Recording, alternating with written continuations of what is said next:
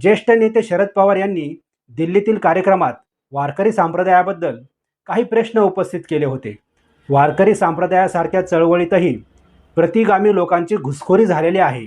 साधारणतः 60% लोकांची मांडणी ही धर्मांध शक्तींना बळ देणारी आहे.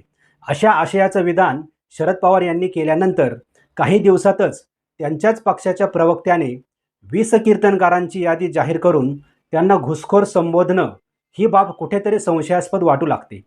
वारकरी संप्रदाय हा सर्वसमावेशक आणि आध्यात्मिकतेकडे नेणारा शुद्ध शाकाहारी आणि उपासनेचा मार्ग आहे. स्वतः शरद पवार साहेब हे मांसाहारी व्यक्ती, चतुर्थीला मटण खाऊन गणपतीच्या दर्शनाला जाणारे, तुमच्या देवाचे आम्ही बाप आहोत असे स्वतःच्या भाषणात निक्षून सांगणारे, त्यांनी वारकरी संप्रदायावर आपलं मत मांडणं हे कितपत योग्य वाटतं हे देवालाच ठाऊक.